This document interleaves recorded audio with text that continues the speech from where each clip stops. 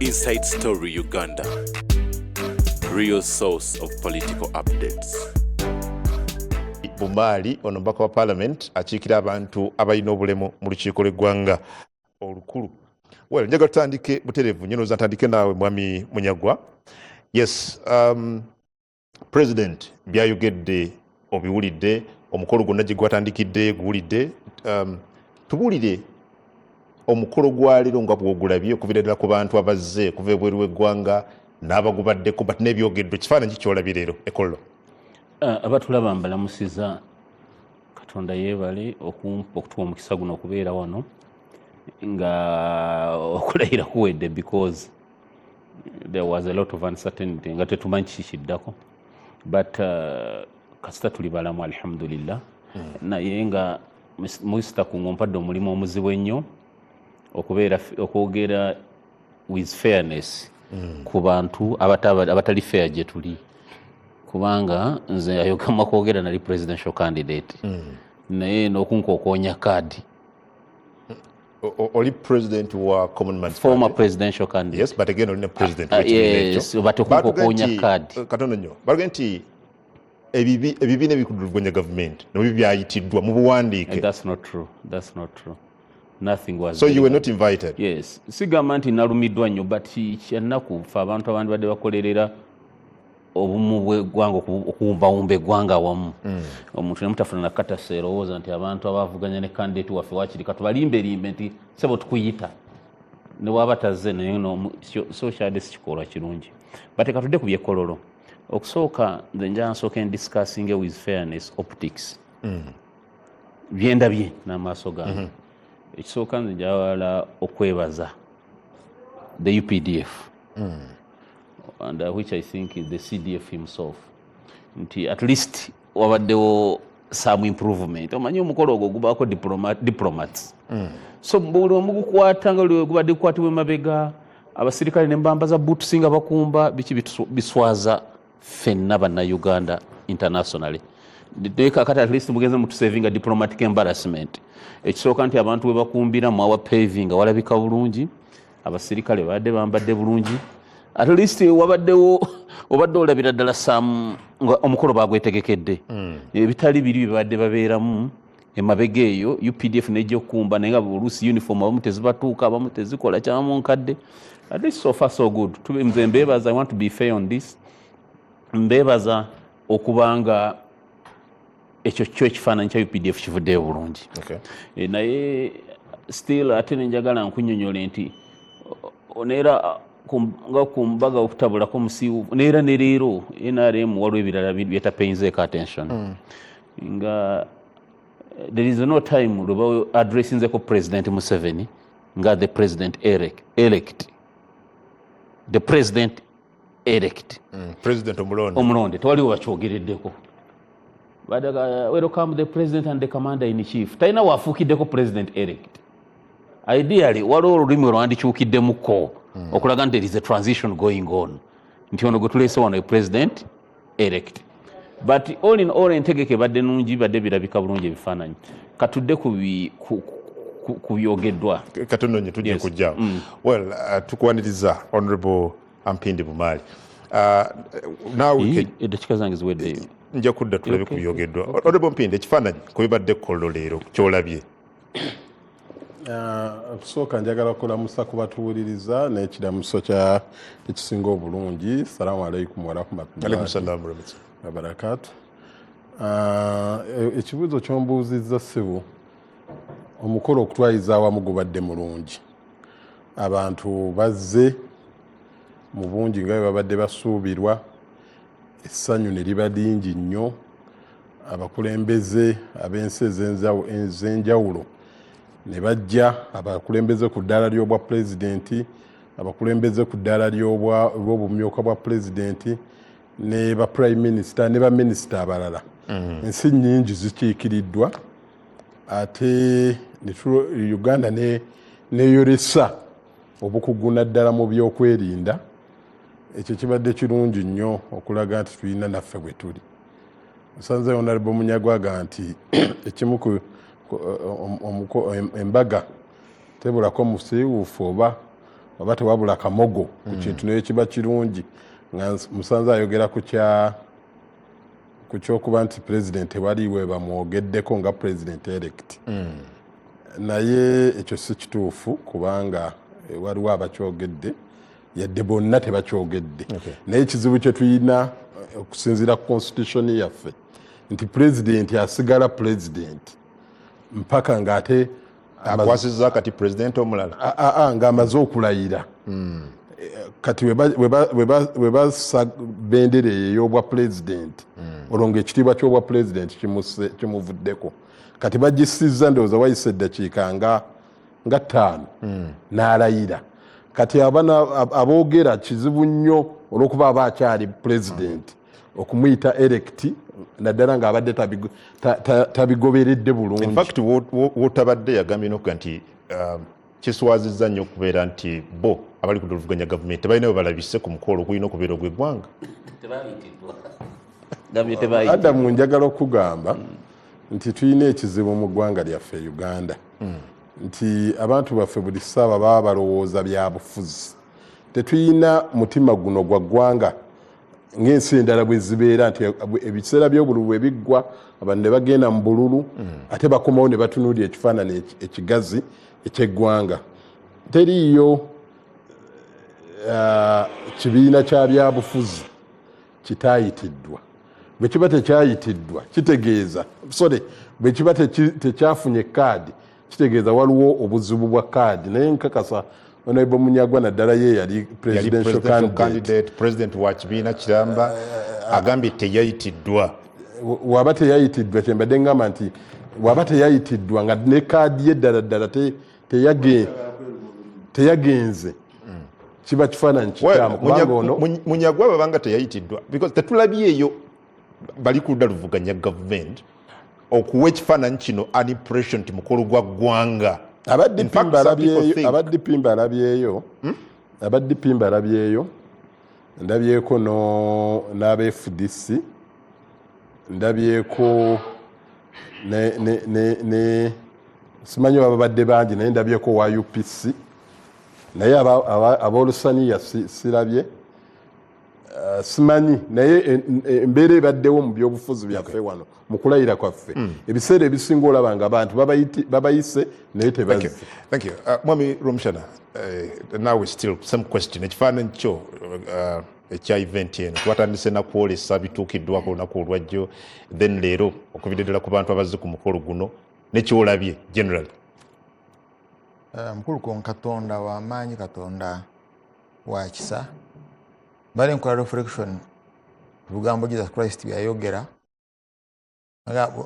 bagamba bayigirizibwa be bagambe balimu okuyimba nga bayimba Hozaana nabagamba banagaana okuyimba nja kusaba Katonda alagira amayinja gayimbe so singa gayimba gandiyimbe lulimi ki gandiyimbye gatya imagine a song of stones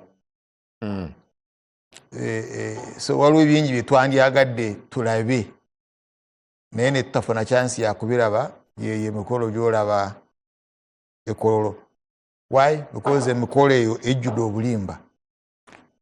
This was a good lie, bulimba bungi nnyo naye bwina colors.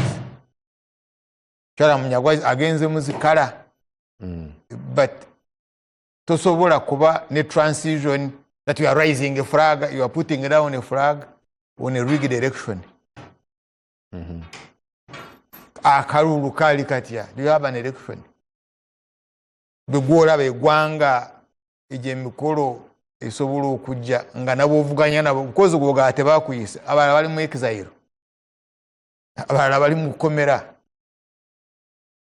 in see transition gye twali twogerako but the lie ye mukulu Muhoozi Kainerugaba omudumizi w'ejjiri gwanga mukulu Muhoozi Kainerugaba yes CDF nti yawaayo instruments eri president omulonde Muhoozi nti yawaayo instruments of a commander in chief eri mukulu Museveni who makes the other ani awa munne instruments Mukulu Museveni yawa instruments of CDF to Muhoozi. Yes. Not the other way around. By the way, nachine ekiroto tekisoboka. Because oyina enjala, you have not eaten, wewe wasewa bino ganto osobola okulota ekiroto ekyo. Nti Uganda esobola okulaba Adam Mukungu. Nti bakulonze, ne bakulangirira. Kakati CDF n'akuwa instruments, mukama wange you'll be my commander in chief. Impossible. So anyway, kibadde kirina okuba bwe kityo. And it's an armed lie. Kakati olina okulwana nnyo, olaba omukolo gwadde mulungi nnyo, president omulonde, there was transition, the flag has come down, the flag has gone up, bulimba. Poison remains poison ne bw'ogisabika otya. Kyobalaba eddagala liri expired, waliwo labeko ekipande nga kinene. Akapande aka expired. Biwandiikiddwako nti expiry date. Kaba katone yo wansi. Babukwekeeyo.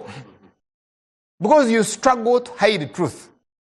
The truth is, tewana kubeerawo transfer of power okuva eri Mukulu Museveni and family back to the population. Ngabo twakiteesaako in 1995.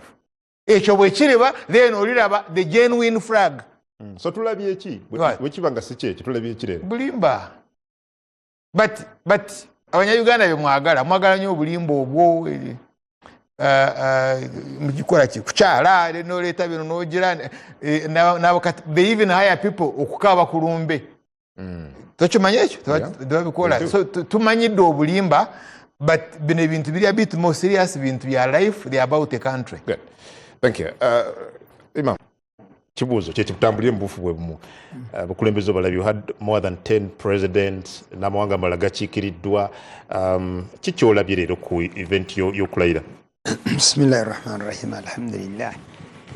Wassalatu wassalamu ala rasulillahi sallallahu alaihi wasallam. Abatulaba mwena, assalamu alaikum warahmatullahi wabarakatuh. Washitibwa Nabi Muhammadi sallallahu alaihi wasallam yagamba nti abali wangaala ennyo muliraba ebyewuunyisa bingi. Byebimu kati byowulidde bannaffe batandikiddemu okubuuza nti okulayira okwa bulijjo kwe nali mmanyidde sikwendabye. Ekyo kuno kwawukanye kutya? Ekyokubiri Imam, kuno kwawukanye kutya n'okukoze ekimu ekikulu gundi akyogedde oli. Charles, ani yali badde akwasa ani mu kulayira bwe kuti? Okitegedde? Omugaso gwa luli babanga ba Chief Justice n'abalala gwakyuse ddi. Kyevulega nti abali wangaala ennyo nabyega abali wangaala ennyo muliraba ebyewuunyisa bingi. Naye kyenyaga okutandikirako kyemukulembeza nti ba presidents bangi. Ba presidents abemuyita bangi baani? Buli omu nga bwemukwatako omu ku omu nga nsi baani? obadde Tshisekedi wa DR Congo, DR Congo esaba Uganda egikolera enguudo. Genda maaso. Samia Suluhu Hassan, Tanzania. Byayiseemu obimanyi. Byayiseemu obimanyi. Ebadde ewaabwe obimanyi. Yawangaala yasanga gundi weziri naye kati ab'omupoozinga bali mu makomera. Tebakkiriza na kwesimbawo. Tona omukulembeze wa Ethiopia wonna. Ethiopia webale eyo tebamwogera. Genda mulala. Lwaki oyagala kukuba ebituli mu bakulembeze? Anti nze Omuganda yagamba. Owa France yabadde n'abameka Kenya. Sifuddeeyo. Omuganda yagamba nti mbuulya gw'oyita naye nkubuulira empisa zo. Ekyo kimala. Ne bwe nkomaawo ne nfuluma program ng'ekyoka kyenyogedde awo ne nfuluma program eno kiba kiwedde. Owulidde? Omuzungu n'agamba lwaki kyogere omuzungu kuba twogera mu Luganda omuzungu kuba kyebasinga okutegeera abantu nti birds of the same feathers flock together. Kati ebyo byonna buli mbeera efaanana bwetu ebijja byogerwako era obuzibu obubaawo omanyi mubuuza ebibuuzo bibi twabale tutandikira okulayira nkulabidde nno ddala lwakuba ntuuse mu ssaawa ndoza zibadde za swala ne miisinga sipiika ya pulezidenti yonna nekyempuliddeko nakyo nkiwulidde nensanga nga tekyawukanye nnyo n'ebyo ebibaddewo kuba kati mpulira wano ogamba nti batugambye tujja ku speech nolwekyo ku kyabakulembeze kyobadde oyogerako abakulembeze batasobodde kujja bakiikiriddwa Owerwana tabaddeewo naye lwaki Owerwana tabaddeewo asindise ssaaba minisita we yabaddewo owe Kenya yayina president wa France ayina emikolo gibaddewo asindise ne vice president we deputy president yabadde wano singa mbadde mu programu eno nzekka nga waliwo obudde noleeta omu nemukumalira noleeta omulala nemukumalira neleeta omulala bonna nembamalayo oba lwaki ono asindise vice president lwaki ono Burundi naawe Burundi otegedde nolwekyo eyo saagala kugendayo nnyo naye njagala ntandike kino nti Kenya nga basinkana president wa France programu yagenda nekwatagana anti kakati mulundi gumu akiikiriddwa Bufalansa banyambye nnyo nakiikirirwa. So who should be a priority? Alindako President wa France. Alindako No, gwe akola naye n'abeera kamanda yensoka njimaleyo nabwe tali badde kamanda oli twogera East African integration twogera ku East African community twogera ku East gundi nuŋŋamba nti preference Bufalansa kisinziira discussion anti whatever kyonna kyagala okukiyita lwaki preference omuntu owe Rwanda owe Kenya okiwulidde if singa kyali kyamaanyi nnyo okimanyi nti pulezidenti we Bufalansa teyalize Kenya kuba luno lunaku lwamanyibwa mu region lumanyikiddwa teyalize lwaki azze oba nakyo oyagala nkivuunula ekyo nakyo so gwe kikyolaba mu kino anti kyendaba kuba mu region eno ya East Africa abakulembeze babiri bokka bebatalabise babiri bano owa Kenya n'owa Rwanda olwa event ebadde Kenya nga bayina president ow'eggwanga lya Bufalansa kati kiringa nze nga nyina omukolo ewange okitegedde ewange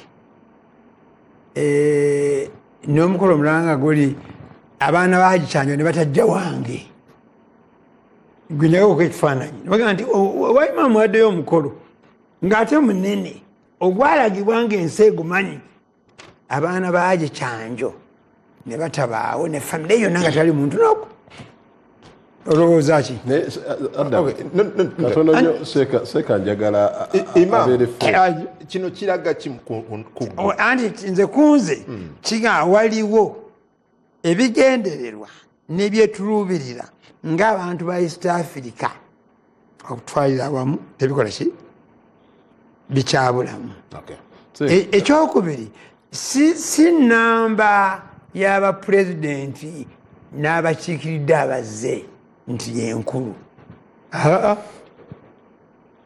omugaso oguva mu abo gwe gusinga gwe gwaliwadde omuki omukulu kati abo bonna boŋŋambye bokuba wano baali badde bateekwa okujja kuba ate kati Salva Kiir bw'atajja wano enkya tajja kubeera pulezidenti tukimanyi ekyo kantukamuko enjagala seeka n'abatuwuliriza baganyirwe omenye abakulembeze abazze wano n'omenya omu ku omu nga seeka kugamba nti oyo abadde asaana okujja omanyi lwaki azze oyo omanyi ebyali n'afundikira n'akugamba nti birds of the same feather n'ama n'agenda n'owa Buganda wano nti mbulira gw'oyita naye kakati saawa zino alinga alumiriddwa Kenya obutajja ng'esindise deputy ne Rwanda obutajja kyokka ng'omumenyedde aba East Africa bonna n'abakubamu ebitudu sirumiriddwa kakati ate wano mu ngeri n'abaana avuga nti lwaki oli tazze ng'ate abazze akugambye nti oyo obuzibu bwabo maali muto wange oyo obuzibu bwalina tali independent nga nze ndi independent nze byange kyenjogera kyekyenkomedde ne bwokimbuza emirundi 7 nkiddamu bwentyo kubanga siri mu transit nti ennyonyi yandeka eddako njagala mbe nti kwendi siri mu transit ndi waka wange nebase. Okay, good.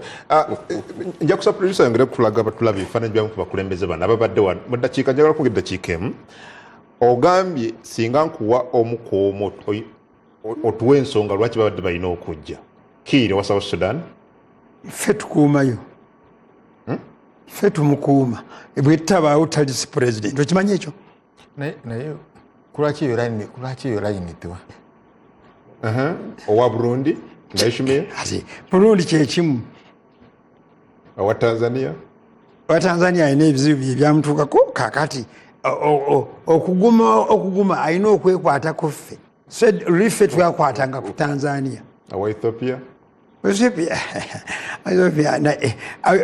tebalina njawulo No, Prime Minister teyazze yesidise former Prime Minister ne President. Okay, then Sahrawi Republic edayitibwanga Western Sahara eyo ekyanoonya okubaawo teriiwo eyo kimanyi teriiwo tola ku screen yange eyo era teriiwo Ibrahim Gali owa Sahrawi Republic anti kati Sahrawi Republic nsi yawa It is from Morocco. It's part of Morocco yali egitadde. It has not been independent. Morocco yali egitadde. Then it's not okay. Zimbabwe oyawamba Mugabe. Era uliriza okankubulira katono yasidise retired General Constantino Chiwenga. He say he staged the coup. That one staged the coup.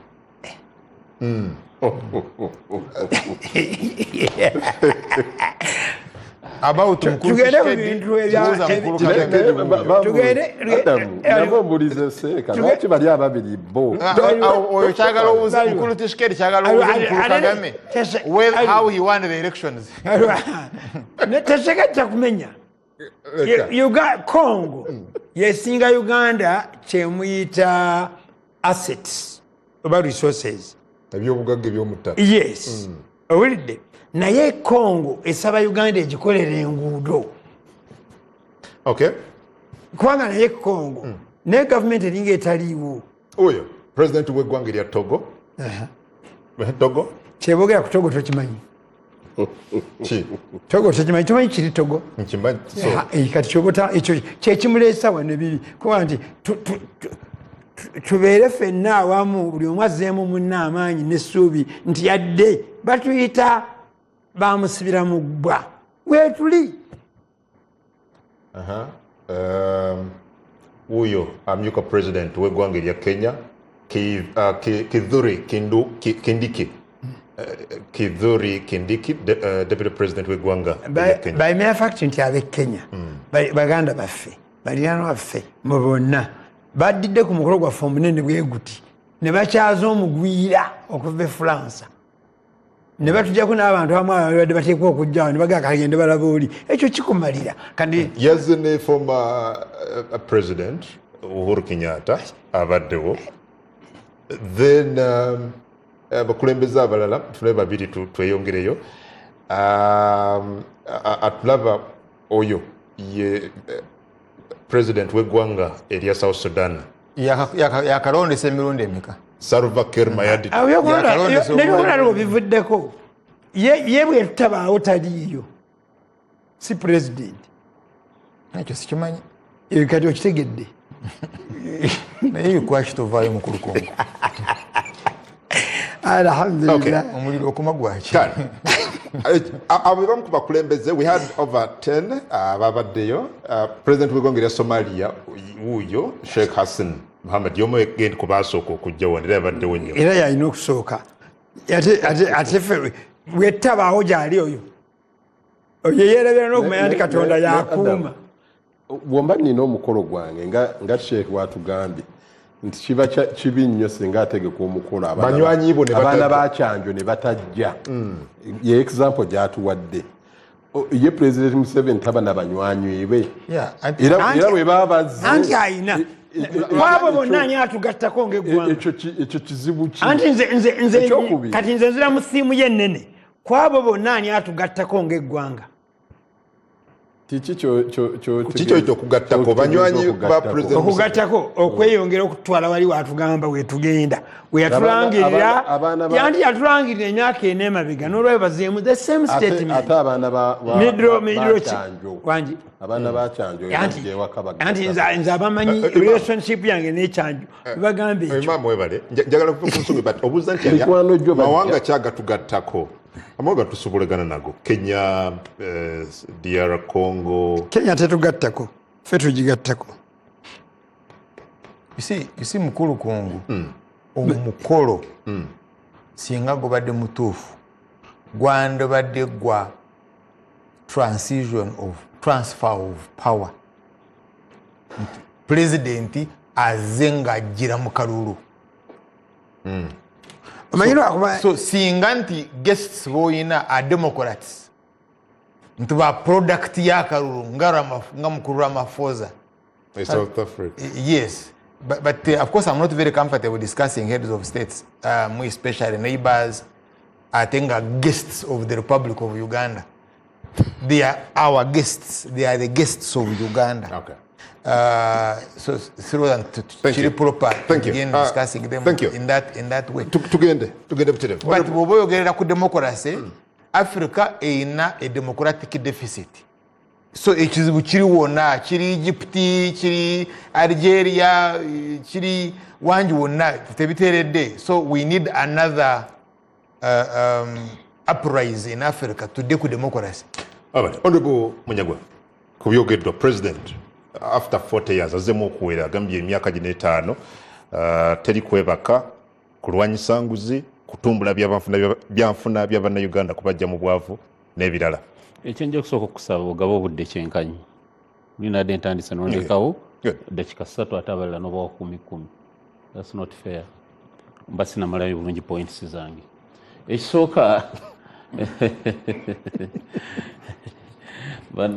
Honorable Romushana concern zaleeta intuufu buli kyayogera kyonna kituufu naye akyogera dde. That's the problem. Agambye nti gokayana kuba nti tebaakuyise waliwo abali mwekizairu bakola ki bakwata mundu kujjako gavumenti eno bulimba bwogamba oba bali mbivulu. So how can that one be my problem? Waliwo anaabeera mwekizairu agenze mu kivulu nange mugoberere. Singa ngambye nti waliwo abali e Congo betwali nabo mu kalulu bateeka kujjako gavumenti ekyo nandikoze eki nandikuwulidde. No, yes, because oyitajja genda mu kucakala ogambye muno yagenda ebweru kucakala gwe lwaki oliwo Temade sikimanyi. No, that's another one. Ekyo kimanyi naawe olimba naye kyengezaako Naye kyemanyi kya Besigye ali mu komera. yes ekyo kirala tugenda kituuka kyengezaako kubanga kuwadde byombi waliwo abali mu exile wabira abali mu makomera anti kyengezaako kulaga temundese kugira badde ntandise preamble ntemako. You see, ekisookera ddala kyenjagala tukkirize nzaamufu a strong UPDF oba oyagala oba toyagala neera ffe olutalo tulwana ku detachinga UPDF ku NRM tusaba NRM yasomya UPDF because nawe nobona ojja mu buyinza wetaaga amagye teri ajja kubeera no nga amagye tagakola ki amagye gye lyaggwanga ffe twalinga mu parliament nga tubwana ne classified expenditures we were happily giving nga batuyitiramu tugamba kale tubawe because we need it otherwise you will be colonized. Muzino modern times so the UPDF ebefunye achievement njogerako kati mutulabisiza bulungi tuli mbadde mutuswaza. So I want to go nzire kwa kati kubya democracy vis-a-vis n'okujja kw'abakulembeze. Kakati nze kankunyonyola ffe tubadde mu bintu ebyo bino. But let me tell you, equity is for the vigilant ones, not the indolent. Obwenkanya bwaba babulwanirira si bwaba ebase ewaabwe otuddewo oyagala bwenkanya obukayanira oyagala ogenda mu ggulu toyagala kufa. Akalulu kano nze abantu bonna bempulidde at least bakayana akalulu kituufu yonna boogera irregularities zakola ki zaaliwo but what did they do at that time to stop the irregularities? Fena twasala ntudda mu boardrooms abamu ne badda ebweru mu boardrooms parties organized mu boardrooms obuyinza tebabu, power is not given, power is earned. Imam Kasozi senior wange abimanyi bulungi ebyo byonna byenjogera. So president bw'oba bayise mu irregularities zitya nabamuwa certificate y'obuwanguzi ne mutagichallenginga either through critical masses oba court n'atuukaawo n'awanika Bible oba Quran n'alayira nkubulya he is the de jure president of the Republic of Uganda. Ebisigadde bambuuzi. That's number one. Number two, bw'afuna ku mukolo gwe ba presidents ba republics naddala ezitwetoolodde oba baliwo democratical oba baliwo bati abafunye kibayita legitimacy y'obukulembeze obwafunye wana yakittako ayagezako okukizanyiramu yali ogu actually he undid. I don't know if I'm using the right English. Kyebakola ekkololo kyonna ekyalimu abakulembeze b'ebweru abo bonna yakiyiwa naye ng'akozesezza maanyi ge nabumalirivu yali Dr. Besigye. Dr. Besigye yali bweru mu 2011 n'ategeera nti waliwo okulayira wano n'alinnya ennyonyi najja nitumwaniriza Entebbe ojjukira ekyali ku Entebbe road nga foreign dignitaries abo baddayo otwalaba wagala okuba amayinja Goodluck Johnson neera Goodluck Johnson bonna bagenda bakitegedde nti Uganda wali opposition leader in the name of Kizza Besigye. Naye njagala mukutegeeza opposition yakakati eriwo kati fe ekintu tulabika nga abakiwaddeyo luutu eno abasajja batuusa okulayira nga mu Kampala temulimu n'akolola wadde okasuka ejjinja so nze munyagwa siri mulalu bw'ojja kuneetano ngambe obubbi buli wali obulimba bugenda mu maaso abantu bali mu exile ani ali mu exile agenda mu exile in the name of the struggle mwami Kyagulanyi ali bweri so njagala kutegeeza I'm telling you obuuza ani ali mu exile I'm telling you namba 2 mu kalulu I'm telling you ketwakavaamu ali bweri wagwa 2011 Besigye yali bweru n'ategeka nti okulayira kugenda mu ki n'akimanya nti nedda okwemulugunya kwange nyina okugenda nstorming okulayira kuno buli omu akukola ki he did it kyekyaganye mwami Kyagulanyi okujja nga Besigye he storms Kololo he storms this function. Equity is for the vigilant ones, not the indolent. Ekyo nkimaze saana kukiddamu. President Museveni nze siriwe NRM ate siredde gikolera nenze I want to tell you alayidde afuuse president. Okay. Toyinawo ngeri yonna gyogenda kireversinga okujja mu kukozesa maanyi maki malala. So that's number one. Kati his speech today ku speech here nze disappointed. Speech ya President Museveni gyawadde mazeemu amaanyi. President Museveni alina okukitegeera nti Katonda amuwadde omukisa. Afuze emyaka mingi kati agenda myaka 45. Allah bw'anaaba amuwadde obuwangaazi n'obusobozi.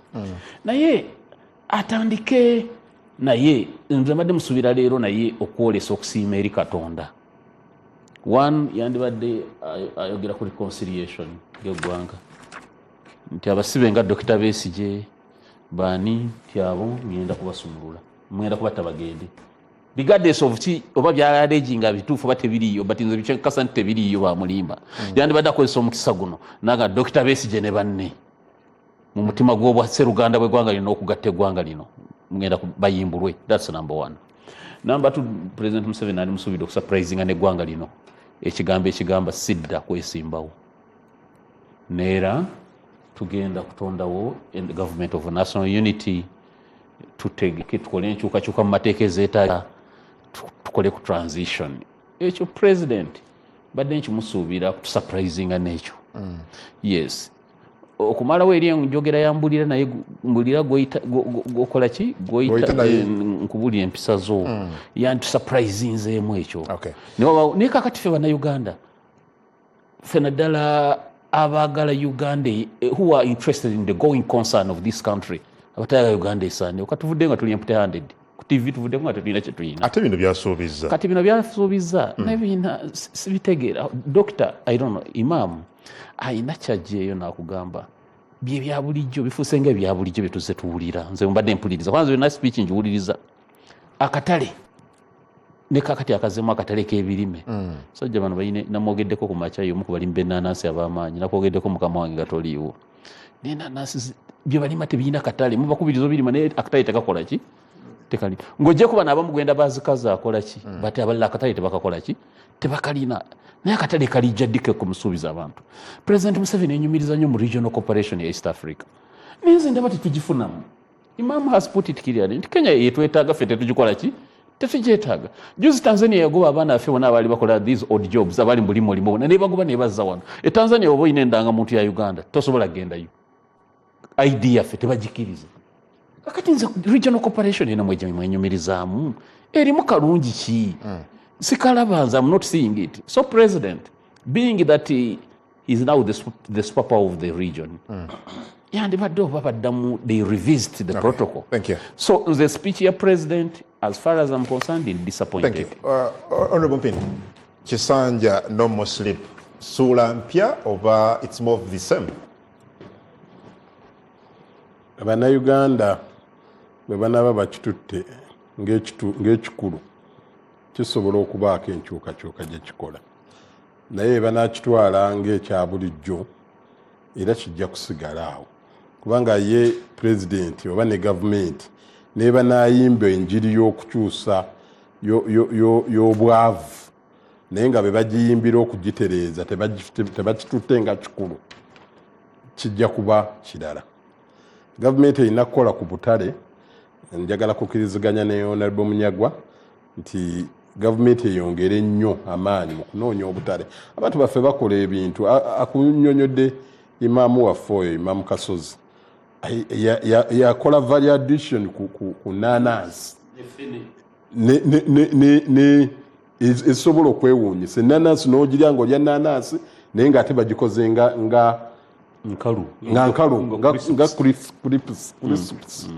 Leero ekololo abo babadde batugabira ffene n'ekyewuunya nnyo. Ffene waffe ono yennyini omuwula nga bagukazizza omeketa bumekesi naye ng'ate womeketa ofuna tesiti ya ffene.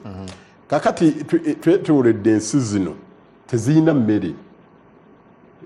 Sudaani, South Sudan, Kenya, Tanzania, zonna zetwetoolodde wano teziyina byakulya nga bye tuyina wano. Ffe tuyina ettaka eggimu, abantu baffe balima, abantu bafulumya ebintu, naye ekiseera ky'okukungula ne kituuka, kasooli ne bamugula layisi nnyo, ate ne bayita akaseera katono nnyo, ate n'alinnya n'agenda waggulu nnyo, ng'abantu abatono nnyo ab'olubatu bamusuubula ne bamuteeka mu byagi mu gundi yaabwe.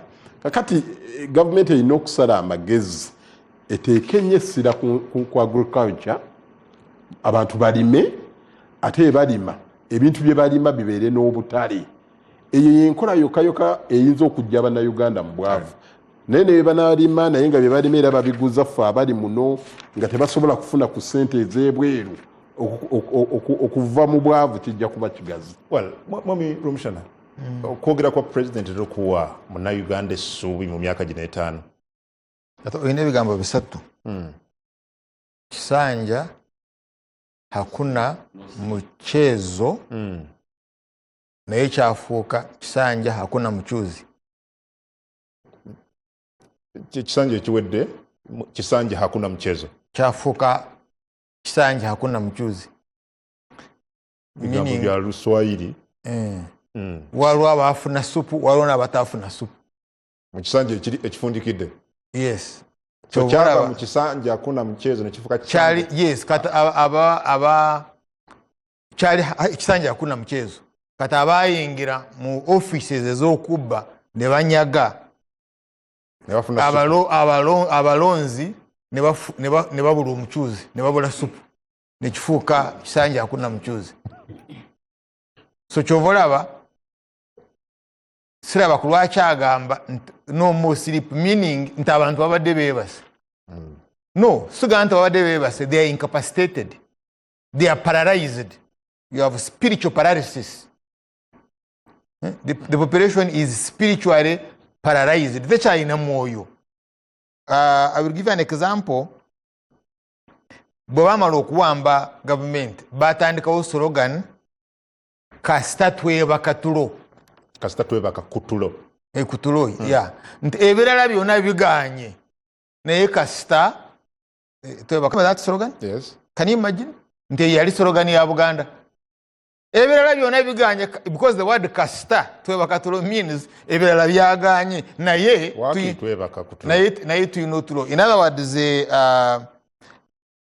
kati mu kwebaka otulo otwo abazzukulu because abadde ayogera ku bazzukulu, especially the bazzukulu bategeeza beebo bakitaabwe abaafuna obuyinza kati abazzukulu bano balina emmundu bagenda eruweero ne banyaga ettaka ery'abazzukulu baaba abaafa bano bayingire mu buyinza.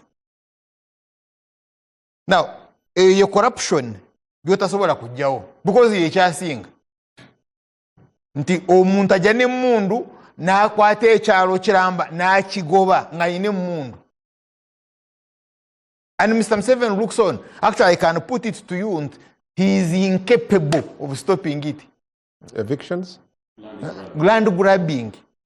What okimanyi nti tegenda maaso. Backed by the gun. That's grand corruption. Kati population eyo gyogobye mu ttaka. It is paralyzed. Tosobola kugiribalatinga because you see otandike ne modo 4 acre modo because assumption eri nti abantu tebalina ttaka. Therefore do intensive farming. Kakati yalina 10 square miles of land atulage factory. You see, you can't be talking of, let me preach to you.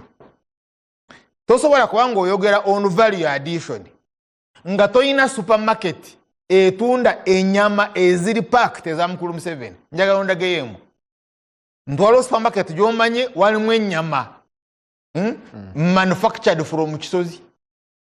He has 10 square miles of land. Kakati bw'oba ogamba nti 1 square 4 acres omuntu afunamu million 15 whatever figures zaawa. Kakati you in 10 square miles of land ofunamu meka. Then of an example. Yeah, how many tons of meat does he export monthly? A very example. You see, it's not there. Kakati, so auna abalutinga, ababi, abanyaga, bafuka pillars of the National Resistance Army, Al-Nakba. Yes, and they are the pillars. Tacha causes are pillars of ideology. Eyakunga abantu Luweero ne balwana ne bajjawo obote. So kata ababe bagamba either otulonde oyina okutoobwa minister tusobole okuwa population. That's why you see mukulu Mujagwa gwagamba nti ono ali mu ndongo USA bw'ayingira e Luweero there is a mass uprising. Tetukyafaayo kyonna ekize kasita kiwakanya ono. Why? Because they are grabbing their land. That's a fact. All they are looking for erinti osobola okutuyera ku omubiri.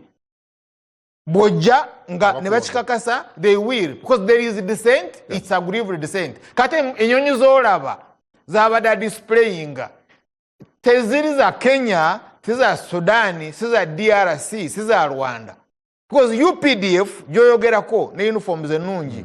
It is protect Uganda against the foreign force. Yeah. But now you are building an army to suppress dissent. Ntoyogobanya zeekwe ettaka talina option. Bwana rising omukubisa jet fighter. That's it. So chobola achievement yaabwe is to deal with the internal insurgency. Kati nayo bagita as an achievement. Omanyi munange tukubya obuyeekera twaka destroying obuyeekera 20 groups. Why do you have 20 groups rising up? It's because there is a political question you have not resolved. Atulabako NBS